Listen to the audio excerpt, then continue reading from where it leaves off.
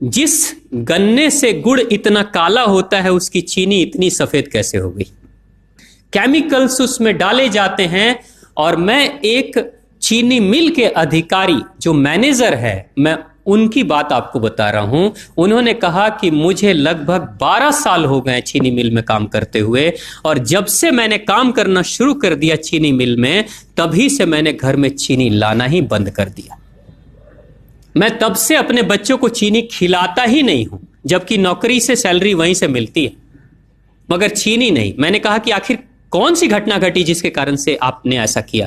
तो उन्होंने बताया एक छोटी सी घटना, कि चीनी मिल में जो ये पानी निकलता है ना चीनी के बनने के बाद, उस प्रोसेसिंग में जो पानी निकलता है, उस पानी में वो सारा केमिकल भी मिक्स रहता है, और उस पानी को चीनी मिल वाले लोग अक्सर एक टंकी में जमा करके रखते हैं।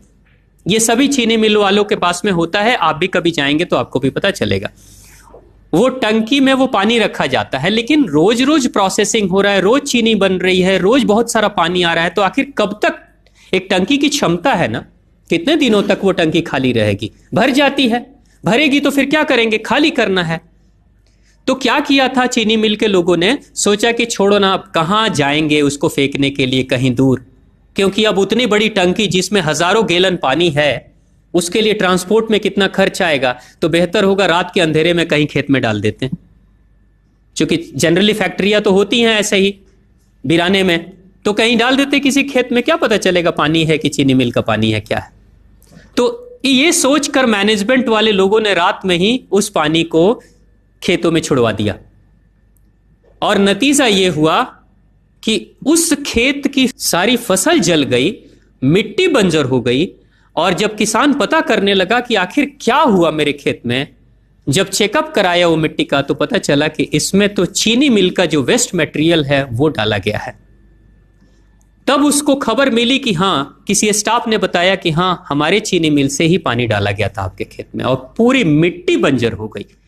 उसने केस कर दिया और चीनी मिल वाले को मुआवजा देना पड़ा लाखों रुपए।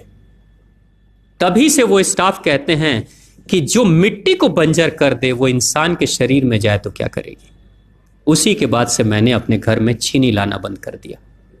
और सच्चाई है, लगभग अगर आप देखेंगे तो अंग्रेजों के आने के समय अंग्रेज पहला चीनी मिल इन्होंने भारत में ही लगाया था।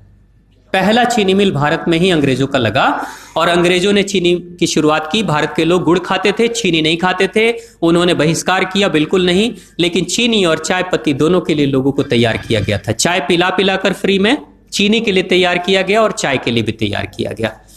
अंग्रेज ने जब से यह शुरू किया है, और पिछले 50 वर्षों से हमारे समाज में चीनी खाने का प्रचलन बहुत तेजी से बढ़ा है, और उसी समय से भारत के लोगों के बच्चों के शरीर में कैल्शियम की कमी होनी शुरू हो गई है।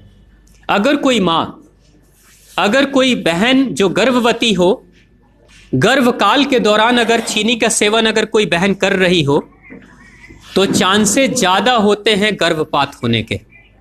कोई मां अगर बच्चे के जन्म से पहले 1 साल पहले से ही चीनी छोड़ दे और सामान्य भोजन करे, अपना ही दूध बच्चे को पिलाए, और कम से कम 5 साल तक बच्चे को चीनी ना खिलाए, खुद को चीनी ना खिलाए, उस बच्चे को कभी भी ऑस्टियोपोरोसिस की समस्या नहीं हो सकती। कैल्शियम की कमी उसके शरीर में कभी नहीं होगी।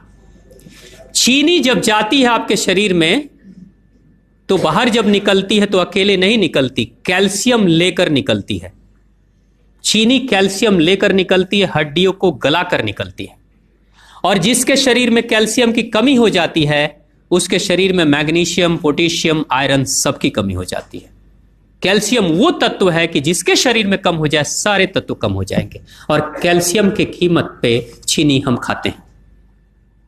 भारत, पाकिस्तान, बांग्लादेश, नेपाल, ऐसे कुछ देशों के अलावा दुनिया के बहुत सारे ऐसे राष्ट्र हैं जहां चीनी का इस्तेमाल ही नहीं होता। आज भी चीनी खाते नहीं, बहुत सारे देश नहीं खाते बिल्कुल।